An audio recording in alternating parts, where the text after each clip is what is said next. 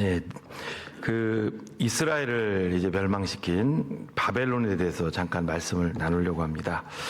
정확한 이름은 바벨로니아죠. 이 바벨론에 오늘 본문에 느부갓네살이라고 나오는데 정확히 느부갓네살 2세입니다. 느부갓네살 2세가 이제 그 다니엘서 4장 10절에 보면 환상, 꿈을 꿉니다. 꿈을 꾸는데 어떤 꿈을 꾸냐면 큰 땅이 있고 그 땅 한가운데 중앙에 나무가 있는데 그 나무가 얼마나 큰지 하늘에 꼭대기가 하늘에 닿았어요.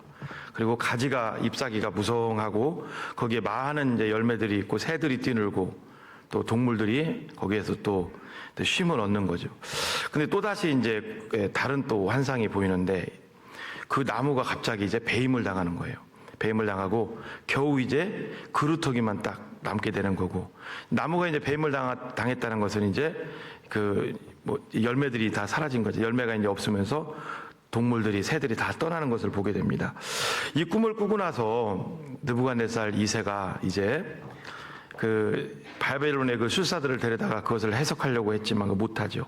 다니엘이 와서 그 꿈을 이제 해석을 하는 겁니다. 그 꿈에 나오는 그 큰 하늘에 닿은 나무는 바로 느부갓네살 2세라고 얘기를 해줍니다. 그리고 하늘은 하나님이죠. 그 하나님만큼 높아진 거예요. 그리고 이제 이 교만이 계속 가면 뻗치면 이제 나무가 배임을 당하는 것처럼 느부갓네살 왕도 결국은 자리에서 쫓겨날 거다. 빨리 돌이키라는 거죠. 자, 그 얘기를 했어요. 경고성 얘기를 다니엘이 목숨을 걸고 해 주었습니다. 여러분, 그 느부갓네살 왕은 하나님을 믿지 않는 사람이죠. 하나님은 지금도 우리 기독교인들의 하나님만이 아니라 모든 우주 만물을 지금도 다스리고 통치하십니다. 물론 이제 우리는 택한 자들이라면 그들은 그건 좀 상관없지만, 그리고 하나님은 사람을 세우기도 하고 또 패하기도 하신다는 거죠. 우리는 이 말씀을 보면서 다시 한번 우리의 그 현 주소를 한번 나도 느부갓네살처럼 이렇게 교만해지진 않았는지 더듬어 보시기를 바랍니다. 되돌아보시기를 바랍니다. 오늘 이 본문 말씀을 통해서 우리가 붙잡아야 될 진리는, 첫 번째는 우리 하나님은 세상 왕들 위에 또 그 왕들 위에 계신 또 다른 왕이라는 거예요. 왕들 위에 계신 또 다른 왕이다. 4장 28절을 보니까요, 이 모든 일이 다 나 느부갓네살 왕에게 임하였느니라 하면서 12달이 지난 후에, 지금 다니엘이 꿈을 해석한 후에 1년이 지났어요. 다니엘은 왕에게 회개하고 이제 돌이키면 하나님이 긍휼을 베푸실지 모르니까 회개하라고 했단 말이에요. 근데 12달이 지났어요. 그리고 보니까 4장 29절에 내가 바벨론 왕궁 지붕에서 거닐고 있었다, 산책하고 있었다는 얘기죠. 그러면서 4장 30절 말씀을 한번 읽겠습니다. 시작. 나 왕이 말하여 이르되 이 큰 바벨론은 내가 능력과 권세로 건설하여 나의 도성으로 삼고 이것으로 내 위엄의 영광을 나타낸 것이 아니냐 하였더니, 바벨론은 이제 오늘날 이라크라고 할 수 있는 그 사막에 건설된 아주 큰 도성입니다. 어마어마한 도성인데요, 유프라테스 강의 물을 이제 그 수족장으로 삼고 어마어마한 도성인데, 이 느부갓네살 왕이 4장 30절에 보니까 자기를 계속 내세우는 걸 보게 됩니다. 나 왕이 내가 나의 도성으로 삼고 또 내 위엄에. 그러니까 여러분, 우리가 자꾸 나를 내세우는 건 좋은 게 아니에요. 성경에 내가 자꾸 나타나는 건 좋은 거 아닙니다. 하나님이 나타나고 예수님이 나타나야지, 내가 나타나는 건 좋은 거 아니에요. 그럼 결국은 느부갓네살 왕은 지금 다니엘 말을 듣고 지금 겸손이 낮아졌을까요? 아니면 그대로이던가, 아니면 여전히 교만해져 있을까요? 그래서 1년이 지났는데 여전히 자기를 나타내는 걸 보니까 교만해져 있는 것을 보게 되죠. 이 바벨론은요, 처음에 작은 도시국가로 시작을 합니다.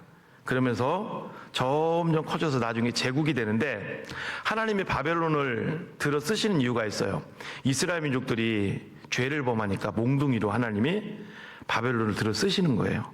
몽둥이가 또 되려면 어느 정도 자기들도, 여러분, 악한 자가 몽둥이가 또 될 수는 없는 거예요. 그래서 또 자기들도 바로 서야 되잖아요. 그래서 이 바벨론은 많은 또 업적들을 남겼어요. 함무라비 법전이라고 우리 들어보셨죠? 세계 최초의 법전을 남겼습니다. 그리고 또 하나님이 또 여러 가지 또 지혜를 주셔서 그들은 또 굉장히 똑똑했습니다.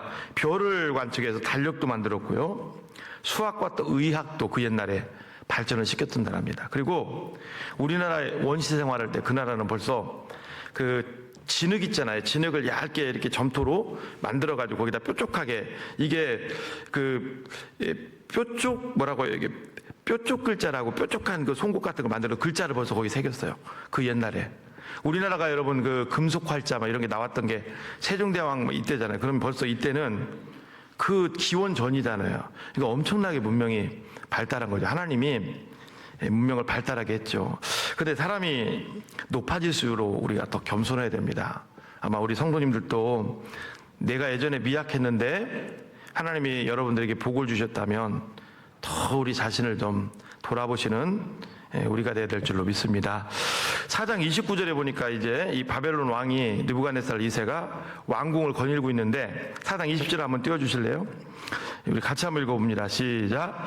12달이 지난 후에 내가 바벨론 왕궁 지붕에서 거닐세. 지금 어디를 지금 돌아다니고 있어요? 왕궁 지붕.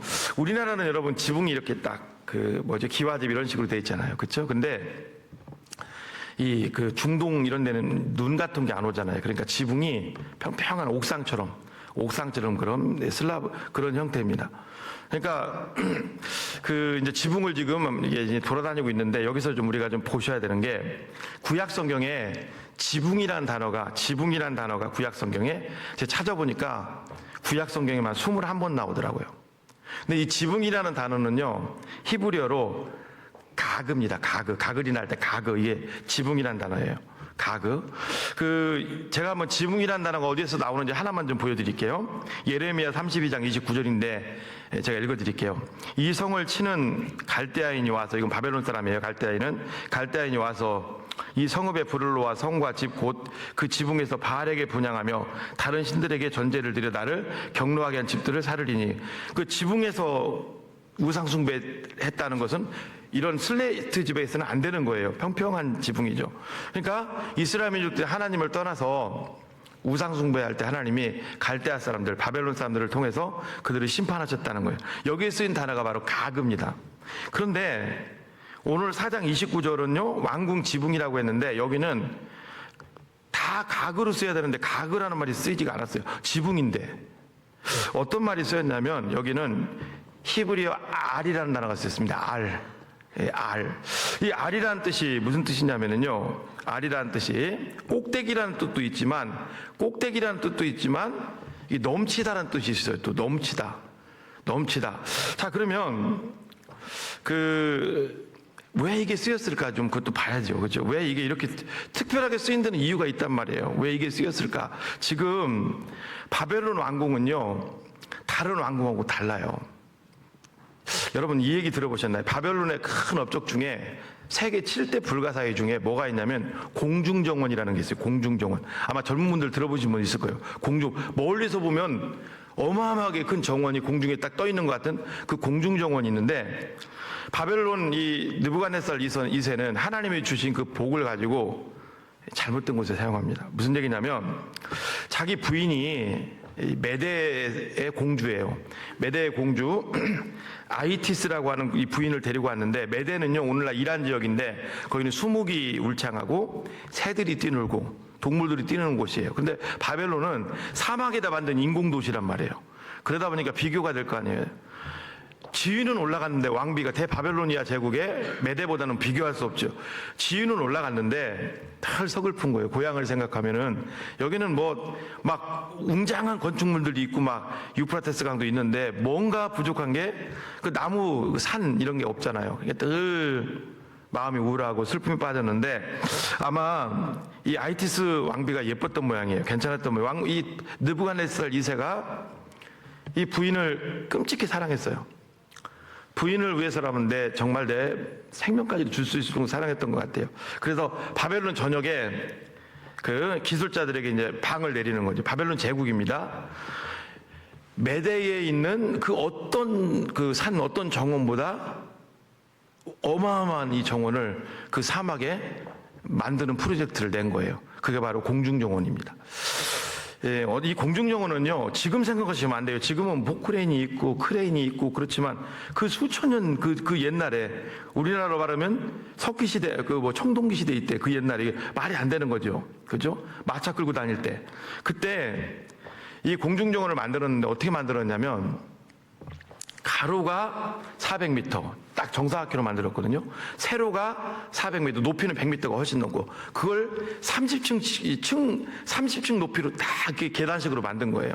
어마어마하게 크게. 여러분, 감이 안 잡히실 것 같아서, 가로 400m, 세로 400m. 지금 보니까 별거죠. 제가 이집트 피라미드를 갔다 왔거든요. 피라미드를 갔다 왔는데, 피라미드를 앞에서 보니까 정말 입이 딱 벌어지더라고요. 돌이 하나가, 그 쌓여진 돌이 벽돌이 아닙니다. 이런 돌이 230만 개가 들어갔고요. 쿠푸왕이 피라미드 같은 경우 그 피라미드를 쿠푸왕이 피라미드 만드는데 10만 명이 20년 걸렸어요. 한번 사진 한번 볼까요? 쿠푸왕이 피라미드 딱 봐도 어마어마하죠. 근데요, 저 한 변의 길이가 230m밖에 안 돼요. 그럼 여러분, 공중정원은 400m라 그랬죠. 이쪽 400이 딱 정삼각형인데 400m 얼마나 큰 줄 알 수 있겠죠. 꼭대기까지. 그리고요, 층층이 이제 그 계단식으로 만드는데 거기다가 한 층 만들 때마다 흙을 갖다가 수천 톤씩 쏟아본 거예요. 그러면 그 흙은 사막에서 어디서 나겠어요? 흙 있는 데서 그걸 다 노예를 통해서, 가난한 자들을 통해서 다 공수해 오는 거예요. 그리고 한 층만 있는 게 아니에요. 층층이 사진도 있어. 층층이 이걸 만든 거예요. 수만 톤의 흙을 쏟아본 거예요. 또 어마어마한 물. 그리고 세계 각처에서 그 부인을 위해서 세계 각처에서 온갖 식물들 다 갖다가, 여러분 생각해 보세요. 그 사막에서 흙 조금 갖다 그게 나무가 자랍니까? 거기다가 그 나무가 자랄 수 있도록 흙을 엄청나게 갖다 쏟아붓고 거기다가 나무를 심고 층층이 높이도 100m가 높게 400m, 그 어마어마한 만든 것이 공중정원입니다. 세계 7대 불가사입니다. 자, 피라미드는 딱 지어놓으면 어때요? 그냥 놔두면 돼요. 근데 공중정원은 뭐죠? 그 식물들, 나무들이 어마어마하잖아요. 그럼 다 그거 관리해야 되죠. 유프라테스강까지 가서 물을 계속 길어다가 연결시켜서 물을 또 공수해줘야 되고. 여러분, 이 일을 하면서 딱 저는 이런 생각이 들더라고요. 이 공중정원을 우리가 보면은 참 멋들어지게 보일 수 있겠죠. 사막에서 공중에 떠 있는 거. 그런데 그걸 만들기 위해서 얼마나 많은 사람이 죽었을까? 얼마나 많은 사람들이 기름을 짰을까? 그게 보여주는 거죠. 하나님이 그것을 다 모르시겠어요. 그걸 아시고 느부갓네살랑 네가 그렇게 하면 너를 심판하겠다는 거예요. 여러분, 우리나라도 그 반만년 역사를 지녔지만 왕이 이렇게 백성을 쥐어짜서 그렇게 왕비 한 명 때문에 그렇게 한 역사는 없어요. 그렇죠? 그럼 이거 하나만 봐도 느부갓네살 왕이 얼마나 교만한지를 우리가 알게 되는 거죠. 사랑하는 여러분, 그 교만하면요, 하나님은 심판하십니다. 다니엘서 4장 3절을 보니까요, 하나님께서 이 느부갓네살에게 이렇게 얘기합니다. 제 쉬운 성경을 읽어드릴게요. 하늘에서 이런 음성이 들려왔다. 느부갓네살 왕아, 내가 하는 말을 들으라. 너의 왕권은 너에게서 떠났다. 여러분, 꼭 기억하십시오. 세상 왕이나 우리 하나님의 사람들이나 우리가 자기 길을 딱 가다가, 하나님 주신 길을 가다가 길을 이탈하면요, 하나님 계속 우리에게 기회를 주십니다. 그러나 그걸 안 듣고 길을 이탈하면요, 결국은 여러분, 하나님은 사랑의 하나님이시기도 하지만 공의의 하나님이세요. 반드시 심판한다는 거예요. 여러분, 분명히 다니엘은 4장 27절에 느부갓네살 왕이 이렇게 얘기합니다. 왕이시여, 제 말을 들으십시오. 지금부터라도 죄를 버리고 옳은 일을 행하며 가난한 자에게 자비를 베푸십시오. 그러면 왕이 계속 번영을 누리실 것입니다. 분명히 다니엘을 통해서 경고를 했다고. 다니엘은 오늘날로 말하면 하나님의 말씀이죠. 그때는 성경이 없었으니까. 오늘날도 하나님께서는 우리에게 여러 루트를 통해서 말씀하신다고. 이번에 그 새벽기도 대행진에 또 나오시는 분들 계속 나오시고, 안 나왔던 분들은 나오시고, 저희 교회가 코로나 전에 제가 우리 교회 사역할 때 새벽기도 한 120명, 130명 나오던 교회입니다. 근데 코로나를 거치면서 제가 와보니까 많이 줄었어요. 결국 기도 열심히 하시던 분들이 떠났거나 남아있거나 그럴 거 아니에요. 혹시 남아있는 분들 중에 이 음성이 하나님의 음성을 들리시기를 바랍니다. 여러분, 하나님 앞에 자기 페이스의 길을 회복하는 것이 가장 축복인 줄로 믿습니다.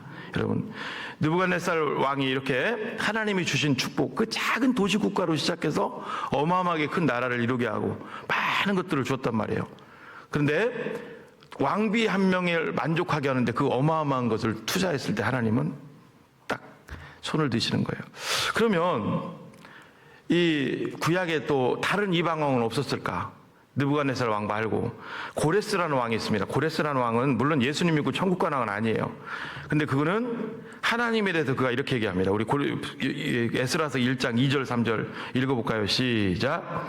바사왕 고레스는 말하노니 하늘의 하나님 여호와께서 세상 모든 나라를 내게 주셨고 나에게 명령하사 유다 예루살렘에 성전을 건축하라 하셨나니 이스라엘 하나님은 참 신이시라. 너희 중에 그의 백성된 자는 다 유다 예루살렘으로 올라가서 이스라엘 하나님 여호와의 성전을 건축하라. 이는 예루살렘에 계신 하나님이시라. 고레스는 느부갓네살과 다르다고 굉장히 겸손했고 자기 길을 충실히 갔던 사람입니다. 어떤 일이 일어났을까요? 다니엘서 6장 28절 말씀도 같이 읽어볼까요? 시작. 이 다니엘이 다리오 왕의 시대와 바사 사람 고레스 왕의 시대에 형통하였더라. 다니엘 같은 사람 하나님 붙이셔서 그의 삶을 하나님께서 축복해 주시는 것을 보게 되죠. 여러분 꼭 기억하십시오. 교만하면은 하나님이 낮추십니다. 겸손하면은 쓰십니다. 교만은요, 꼭 내가 우리가 막 잘난 척하는 게 교만이 아니라 하나님이 우리에게 맡겨준 세상 일, 하나님이 우리에게 맡겨준 또 주의 일들을 그 페이스를 잘 가는 거예요. 하나님이 나에게 축복 주셔서 세상에서 우리를 높여주셨단 말이에요. 그런데도 정직하지 못하고 뭐 이중양보 쓰고 속이고 그거 하나님 다 보십니다.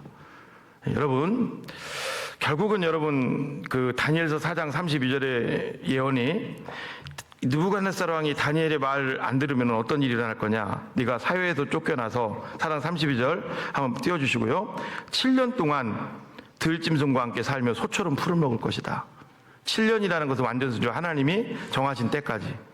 여러분, 사람이 어떻게 소처럼 들짐승처럼 이렇게 풀 먹고 삽니까? 이게 뭘까요? 사람이 풀 먹고 산다는 것은 반대로 소가 밥 먹고 산다는 것은 자기 길을 떠난 거예요. 그렇죠? 예, 결국은 자기 길을 우리도 떠나면은 망각하면 결국은 이 어려움 속에 빠질 수밖에 없다는 거예요. 여러분 꼭 기억하십시오. 하나님이 우리에게 주신 길들이 있습니다. 그 길들에 여러분들이 최선을 다하실 때 하나님은 우리 모든 삶을 붙드시고 은혜로 채워주실 줄로 믿습니다. 모든 삶을. 베드로 얘기를 좀 할게요. 베드로는 어떤 사람이에요? 많은 사람이 제자들이 주님을 떠나질지라도 저는 주님을 절대 떠나지 않겠습니다. 호언장담했던 사람이잖아요. 그런데 예수님 떠났어요. 다시 돌아와야 되는데 이제는 아예 그냥 요한복음 20장인가요? 21장 아예 물고기 잡으러 가버립니다. 그렇죠? 그랬던 베드로예요. 예. 굉장히 제가 말씀드렸죠. 교만이라는 것은 잘난 척하는 것도 있지만 자기 길을 떠난 거라고. 예. 기도했던 사람이 기도하지 않는 것도 영적 교만일 수 있습니다. 자기 길을 떠났습니다. 근데 이 베드로가 나중에 이제 그것이 잘못됐다는 것을 깨닫고 회개하고 다시 하나님 앞에 돌아오고 그가 쓴 글이 베드로전서잖아요. 거기에 보면 이렇게 써 있어요. 하나님은 교만한 자를 대적하시되 겸손한 자들에게는 은혜를 주시느니라. 베드로전서 5장 6절에도 하나님의 능하신 손 아래서 겸손하라. 때가 되면 너희를 높이시리라. 여러분 스스로 높아지려고 하지 마십시오. 하나님이 우리를 높여주셔야 될 줄로 믿습니다. 하나님이 여러분들을 높여주셔야 돼요. 하나님이. 결국 느부갓네살 왕은 그 자리에서 쫓겨나서요. 결국은 소처럼 풀을 먹으면서 이 역사적인 사실입니다. 정신 이상자가 돼가지고 왕의 직무를 행할 수가 없는 거예요. 쫓겨났어요. 7년 동안 그냥 들짐승처럼 사는 거예요. 원래는 죽었어야 돼요. 새로운 왕이 딱 세워졌으면 죽이죠. 잔재를 없애야 되니까. 그런데 다행인 것은 그의 아들 아벨 마르독이 임시로 7년간 통치합니다. 그러면서 아버지를 이제 보존하죠. 이것도 하나님의 섭리입니다. 하나님의 섭리. 여러분 꼭 기억하십시오. 성경에 보면 사무엘상 2장 6절, 7절에 보면 여호와는 죽이기도 하시고 살리시기도 하시고 스올에 내려가기도 하시고 거기서 올리기도 하시는도다. 여호와는 가난하게도 하시고 부하게도 하시고 낮추시기도 하시고 높이시기도 하시는도다. 이 세상의 모든 왕들 위에 하나님 계시고 우리 모든 삶 위에 하나님이 계시는 줄로 믿습니다. 여러분 항상 늘 우리가 우리 자신을 점검하시기 바랍니다. 하나님은 어떤 분이시냐? 교만한 자는 낮추시고 겸손한 자는 하나님이 높이시는 줄로 믿습니다. 여러분 겸손의 왕은 누구예요? 예수님이죠. 여러분 이 말씀 많이 보셨죠? 우리 빌립보서 2장 5절부터 8절을 제가 읽어드릴 테니까 들어보십시오. 너희 안에 이 마음을 품으라고 그리스도 예수의 마음이니 그런 근본 하나님의 본체시나 하나님과 동등됨을 취할 것으로 여기지 아니하시고 오히려 자기를 비워 종의 형체를 가지사 사람들과 같이 되셨고 사람의 모양으로 나타나다 자기를 낮추시고 죽기까지 복종하셨으니 그 십자가에서 죽으시므라. 예수님이 겸손하다는 것은요 가장 큰 게 뭘까요? 가장 큰 게 마지막까지 자기 길을 가신 거예요. 그리고 우리를 위해서 십자가에도 죽으신 거예요. 그게 예수님의 가장 큰 겸손이죠. 오늘도 마찬가지입니다. 자, 그러면 이제 7년 동안 소처럼 풀을 뜯던 이 느부갓네살 왕이 다시 회복이 되는데요. 그게 34절입니다. 읽어볼까요? 시작.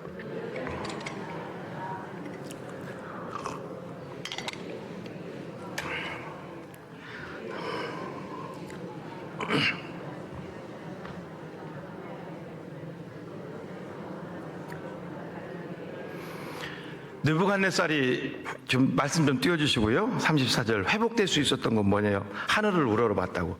이 하늘은요 하나님을 상징합니다. 하나님께 이제 하나님의 존재를 인정하고 그 밑에서 엎드리니까 하나님이 다 회복시키는 거예요. 여러분 아까 꿈에서는 어때요? 느부갓네살이 왕이라고 할 수 있는 그 나무가 쭉 올라가서 하늘에 닿았어요. 이게 하나님과 딱 동일시하려고 하는 그 교만이죠. 근데 지금은 어때요? 느부갓네살이 하나님을 우러러보고 있다고. 그러니까 하나님이 다 회복시키는 거예요. 이게 겸손이라고요, 겸손. 우리도 마찬가지입니다. 여러분 35절, 36절을 보니까 이제 느부갓네살 왕이 아까는 어때요? 자꾸 내가 이랬는데 이제는 하나님입니다. 땅의 모든 사람들을 없는 것 같이 여기시면 하나님은 하늘의 군대에게든지 땅의 사람에게든지 그런 자기 뜻대로 행하시나니 그의 손을 금하든지 혹시 이르기를 내가 무엇을 하느냐고 할 자가 아무도 없도다. 그때 내 총명이 내게로 돌아왔고 또 내 나라의 영광에 대하여도 내 위엄과 광명이 내게로 돌아왔고 나의 보사들과 관원들이 내게 찾아오니 내가 내 나라에서 다시 세움을 받고 또 지극한 위세가 내게 더하였느니라. 그러므로 지금 나 느부갓네살은 하늘의 왕을 찬양하며 칭송하며 경배하노니 그의 일이 다 진실하고 그의 행하심이 의로우심으로 교만하게 행하는 자를 그가 능히 낮추심이라. 보세요. 교만하니까 다 떠나는 거예요. 다 떠납니다. 교만하면. 근데 하나님 밑에서 겸손하니까 어때요? 다 오는 거예요. 여러분 우리도 마찬가지입니다. 내 삶이 무조건 어렵다고만 하지 마시고 뭐 사람 때문에 그렇다 뭐다 하지 마시고 하나님 앞에서입니다. 하나님 앞에서 여러분들이 다시 한번 겸비하시고 하나님 앞에서 낮아지시고 기도하시면 하나님 여러분 축복하실 줄로 믿습니다. 반드시 하나님 여러분들 축복하실 줄로 믿습니다. 예. 여러분 우리의 소망은 뭡니까? 바로 하나님이에요. 하나님. 예. 우리의 소망은 하나님입니다. 여러분 우리가 하나님 앞에서 낮아진다는 게 쉬워요, 어려워요? 어렵습니다. 하나님 앞에 낮아진다는 거 진짜 쉽지 않아요. 그러나 그래도 하셔야 돼요. 기도하셔야 되고요, 겸손하셔야 되고, 그래 하나님이 여러분들 높이시게 하시는 그런 하나님이 되어야 될 줄로 믿습니다. 여러분 내가 높아지려고 하면은 절대 안 됩니다. 우리 앞에 여러 가지 문제들이 있을 거예요. 다 그것들도 하나님이 주시는 은혜로 해결해 나가야지 우리 뜻대로 안 됩니다. 여러분 이번에 그 특세를 하면서 다시 한번 저도 도전받은 게 많이 있어요. 정말 기도해야 되겠다. 왜냐하면 제 지난 날을 돌아봤어요. 처음에 신학할 때부터 정말 부직갱이 같은 사람, 예, 정말 악어 콧구멍만도 못하는 그런 사람인데 하나님이 그 사역을 할 수 있도록 길을 열어주시고 신학도 늦게 했잖아요. 근데 얼마나 교만해. 그때 할 때까지만 해도 정말 기도 내가 많이 해야 되겠다. 사역하는데 여러분 가장 큰 추진력이 뭘까요? 기도잖아요. 기도. 정말 기도 많이 해야 되겠다. 이번에는 정말 이번에 그 특세 때뿐만 아니라 내가 사활을 걸고, 그리고 이번 특세는 또 기도할 수밖에 없겠더라고요. 왜냐면 작년에 특세를 하는데 너무 핫한 분들이 오셨어. 너무 뭐라고 해야 되나? 너무 우리나라에 저 유명한 분들이 오셔가지고 아주 제가 긴장을 하게 되더라고요. 작년에. 그게 더 기도할 수밖에 없죠. 근데 기도하려고 하면 여러분, 일찍 자고 일찍 일어나야 돼요. 맞아요, 틀려요? 새벽에 일찍이 여러분, 한두 시간을 일찍 자면 일찍 일어나야 돼요. 시험도 많더라고요, 시험도. 어저께 같은 경우는 토요일인데, 멀쩡하다가 저녁 먹는 시간을 놓쳤어요. 그래가지고 이제 아내에게다 이제 또 일찍 자야 되니까 두부를 좀 사오라 했더니 아내가 안 오더라고요. 근데 나중에 와서 보니까 두부가 아니고 이따만 걸 갖고 왔어요. 제가 저는 참 그럴 것 같아서 밝히진 않는데 선지 해장국을 되게 좋아해요. 그런데 선지를 특대용으로 사온 거예요. 그 늦은 시간에. 이게 갈등이 되더라고요. 이거 먹으면 제가 원하는 시간에 못 일어날 것 같아. 그래가지고 이거 두부 사오라 했더니 그렇게 사왔어요. 2배라고 하더라고. 그래서 고민하다가 지금까지 페이스를 잘 지켰는데 먹어야 돼 말아야 돼 먹어야 돼 말아야 돼 하다가 결국은 그대로 들고 제 교육자실 문을 열었더니 딱 한 분 계시더라고요. 정황길 전도사님. 이 전도사님 갔다가 잡수시라고 드렸더니 아주 실컷 맛있게 드셨어요. 선제장국을. 아침에 이렇게 나올 때 보니까 얼굴이 보름달이야. 예. 원래 안 그럴 것 같은 게 선제장국 따블 먹었으면 얼굴이 보름달이죠. 제가 여러분 이게요 지켜야 돼요. 이게 그렇지 않으면 절대로 안 됩니다. 새벽 이번에 2주 남았는데 저는 2주 동안에 다시 한번 여러분들이 믿음도 회복하시고 우리 믿음으로 사는 거잖아요. 우리 믿음 뜻 빼면 다 아무것도 아니잖아요. 믿음으로 사시고 다시 또 사명의 길도 회복하시고 여러분 하나님이 이렇게 또 우리한테 이렇게 교회에서 3주 특세하는데도 많지도 않자 그랬잖아요. 안 나오신 분들은 다시 오십시오. 다시 오셔서 온라인으로 부르는 분들도 현장으로 나오시고 같이 기도하시는 여러분들 되시기를 축복합니다. 제가 이번에 또 기도 여러분들을 위해서 많이 하겠습니다. 하나님이 우리의 소망이에요. 시편 42편 또 43편을 보면요. 성경에서 단어는 반복이 되는데 웬만하면 구절이 반복되는 게 없어요. 거의 여간해서 없습니다. 구절이. 근데요 이 구절은 3번이 반복돼요. 똑같은 게. 한 번은 여러분들 읽으실 거고 2번은 눈으로 읽으셔야 됩니다. 자, 시편 49편 5절 한번 띄워줘 보십시오. 읽어봅니다. 소리내서 시작. 내 영혼아 내가 어찌하여 낙심하며 어찌하여 내 속에서 불안해하는가. 너는 하나님께 소망을 두라. 그가 나타나 도우심을 말미암아 내가 여전히 찬송하리. 우리의 소망은 하나님이라는. 자, 시편 40편 11절도 이번엔 눈으로 한번 읽어보세요. 어때요? 똑같이 아까 읽었던 말씀하고 똑같습니다. 성경에 이게 지면이 부족한 이 성경에 이게 왜 나왔겠습니까? 하나님께 소망을 두는 게 그렇게 소중하기 때문에. 시편 43편 5절 말씀 또 띄워주세요. 보세요. 똑같습니다. 내 영혼아 내가 어찌하여 낙심하며 어찌하여 내 속에서 불안해하는 거. 그러니까 하나님께 소망을 안 두니까 불안한 거예요. 믿습니까? 하나님께 소망을 안 두니까 내 삶 속에 염려가 되는 거고요. 불안하고 걱정이 오는 거예요. 여러분 사도 바울 보세요. 거의 그도 물론 사람이기 때문에 두려움도 있고 했습니다만 13권의 서신서를 보면 거의 8, 90%는 걱정하지 않습니다. 그 이유가 뭘까요? 바로 하나님께 소망을 두기 때문이에요. 우리 로마서 15장 13절 읽어볼까요? 시작. 소망의 하나님이 모든 기쁨과 평강을 믿음 안에서 너희에게 충만하게 하사 성령의 능력으로 소망이 넘치게 하시기를 원하노라. 여러분 꼭 기억하십시오. 교만하지 말고 겸손히 하나님께 소망을 두고 기도하십시오. 하나님이 반드시 여러분들을 높이실 줄로 믿습니다. 마지막입니다. 그럼 우리가 어떻게 하나님 앞에 겸손해야 되는가? 제가 아까 교만은 길을 벗어나는 거라 그랬죠. 그럼 겸손해야 되는가? 우리를 낮추는 건데요. 여러분 우리는 죄성이 있고요. 우리 스스로가 낮춘다고 하지만 돼요 안 돼요? 안 됩니다. 자, 예를 한번 들어볼게요. 저희 교회가 지금 31년째 됐어요. 31년 처음에 지금 있었던 분들이 계셔요. 그렇죠? 이분들이 31년 동안 있는데 갓 들어온 초신자한테 아무리 자기를 낮춘다 해도 겉으로는 될지 모르지만 그게 쉽지 않아요. 쉽게 말해서 또 이겁니다. 나는 대학원까지 나왔어요. 명문대. 초등학교 나온 분한테 당신은 나보다 똑똑합니다. 아무리 높인다 해도 그게 돼야 안 돼요. 안 된다고요. 우리는 죄성이 있기 때문에 우리를 낮출 수가 없습니다. 우리는 결국은 우리는 조금이라도 드러나야 되고, 그런데 우리가 겸손한 방법은 나를 낮추는 게 실패한다면 이건 할 수 있단 말이에요. 우리를 낮추려 하지 말고 이제부터는 상대방을 높이는 삶을 한번 살아보십시오. 이건 할 수 있지 않겠습니까? 상대방을 한번 높여보시라는 거예요. 배우자도 높이시고, 배우자가 미용실에 한번 갔는데 연세가 좀 있다 해도 머리 스타일이 바뀌었다 그러면 그냥 칭찬하세요. 어디서 그렇게 이런 미용실이 있었나 이 근처? 그럼 내가 지금 탤런트 보는 것 같다고 배우자한테 칭찬하세요. 여러분 그러면요 우리 우리 속에서도 좋은 게 나온대잖아요, 그렇죠? 우리 주변 사람들을 내가 겸손해지려고 하지 말고 상대방을 한번 높여 보시라고. 상대방을 좋은 얘기 하시라고. 우리 좋은 얘기 하면은 뭐 고래도 춤춘다는 책도 있잖아요, 그죠? 한번 여러분들이 한국 사람들이 칭찬에 그렇게 인색하대요. 그렇죠? 한번 주변을 막 높여보시라고. 한번 내 주변 내가 살면서 여러분 잘 한번 생각해 보세요. 제 얘기가 맞나 틀리나? 여러분들이 그 어떤 친구가 있어요. 친구가 있는데 그 친구한테 갈 때만 가기만 하면 다 그렇게 칭찬하는 거예요. 나 좋은 점을 얘기해 주는 거야. 그냥 좋은 점을 얘기해서. 그럼 어떤 일이 일어날까요? 의도적으로도 가고 싶어요. 맞아요, 틀려요? 계속 만나고 싶어요. 맞죠? 근데 어떤 친구가 있는데 가면은 그냥 내 단점을 자꾸 지적해. 그리고 얘기할 때마다 막 국가에 대한 비판, 뭐에 대한 비판, 뭐 기독교에 대한 비판, 맨 그런 얘기를 해. 그러면 처음에는 참 재밌는 게 뭔지 아세요?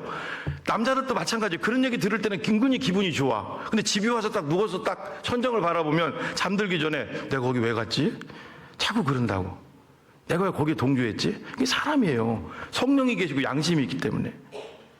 여러분 계속 비판하고 계속 우리 입술로 안 좋은 얘기하면은 있는 사람들도 다 사라지는 거예요. 근데 오늘부터 계속 칭찬하고 누군가를 높여주고, 그렇죠? 예를 들면 셀에서도 누가 뭐 얘기를 할 때 누가 좀 얘기를 이렇게 좀 길게 했어요. 그러면 아유 저 사람 뵈기 싫어, 나 셀 안 나와. 저 사람 왜 또 그래, 또 저 사람이 그러면 안 돼요. 계속 좋은 쪽으로. 어떻게 그렇게 말을 논리적으로 잘하세요? 논리적이 아니어도 괜찮습니다. 어떻게 그렇게 말을 잘하세요? 논리에도. 목사님 되셔도 되겠네. 아니면 전도사님 되셔도 되겠네. 이렇게 계속 칭찬해 주시는 거예요. 선생님, 예전에 꿈이 선생님 아니셨어요? 계속 칭찬해 주면은 서로가 좋아할 수밖에 없죠. 근데 또 너무 과도하면 안 돼요. 제가 이 얘기를 했더니 1부 예배 끝나고 딱 나오는데 저보고 목사님 엄청 날씬해지셨네 그러는 거예요. 근데 여러분 이것도 사람 보면서 하셔야 돼요. 여러분.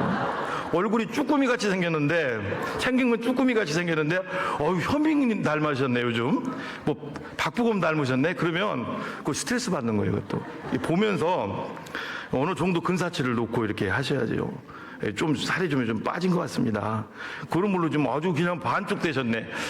그래도 기분은 좋아요. 참 신기한 게 이거 아닌 거 알아요. 그래도 기분은 좋아요. 또 한번 거울 더 보게 된다고. 진짜 내가 반쪽을 향해 가고 있나? 사랑하는 여러분, 이제 말씀을 마무리를 하려고 합니다. 우리 빌립보서 2장 9절, 10절, 11절 보면 우리를 위해서, 우리를 높이기 위해서 그분이 낮아지셨잖아요. 그렇죠? 그분은 낮이고 우리를 구원하셨다는 것은 우리를 높이신 거잖아요. 하나님이 우리 죄를 다 좀 심한 말로 덤탱이 쓴 거잖아요. 덤탱이 쓰고 돌아가신 거잖아요. 그렇죠? 그럼 우리를 높이신 거란 말이에요. 근데 하나님이 예수님 어떻게 하셨어요? 빌립보서 2장 9절부터 이름으로 하나님이 그를 지극히 높여 모든 이름 위에 뛰어난 이름을 주사 하늘에 있는 자들과 땅에 있는 자들과 땅 아래 있는 자들로 모든 무릎을 예수의 이름에 꿇게 하시고 모든 입으로 예수 그리스도를 주라 시인하여 하나님 아버지께 영광을 돌리게 하셨느니라. 그분 높이신 거예요. 낮아지니까 높아지신 거예요. 마무리합니다. 그 과일과 그 야채죠. 채소를 이렇게 막 풀어놓고 이제 하는 가게 많이 있죠, 그죠? 여기 공항 할인마트 말고 뭐 어떤 데 보면 다 우르르 풀어놓고 하는데 얘기하는 거 보면. 그런데도 과일들은 예쁘게 정리를 해놨어, 그죠? 참외도 딱. 근데 채소는 어때요? 그냥 풀어놓는 경우가 많아요.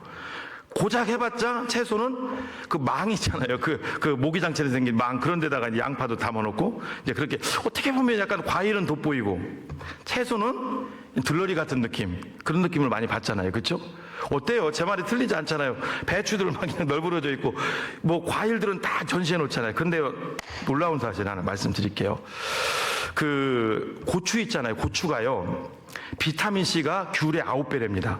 사과의 18배랍니다. 비타민 C의 제왕이 뭔지 아세요? 레몬인데요. 레몬보다 더 높대요. 고추가. 그에 마늘, 양파, 브로콜리, 뭐 시금치, 무, 배추 있잖아요. 이런 게 굉장히 몸에 좋은 게 과일보다 훨씬 많대요. 우리가 인생을 살면서 당장은 즐길 수 있고 나를 기분 좋게 하는 건 과일일지 모르지만 오히려 과일은 당뇨병이 오고 여러 가지 오는데요. 채소는 오히려 질병도 약화시킨다는 거예요. 맞잖아요. 근데 잘 보세요, 여러분. 진짜 알짜배기는 실제 채소란 말이에요, 우리한테. 근데 채소는 다 들러리 엮고라고 있어. 낮아진 거죠. 과일은 딱 하고 있고. 여러분, 우리도 그런 인생이 돼야 되지 않을까요? 예수 그리스도를 우리 마음속에 모신 인생입니다. 여러분, 하나님 앞에 느부갓네살 왕이 아니라 채소같이 우리 주변 사람들을 높여주실 때 여러분들 하나님이 그냥 놔두시겠어요? 여러분들의 가정을 높여주실 줄로 믿습니다.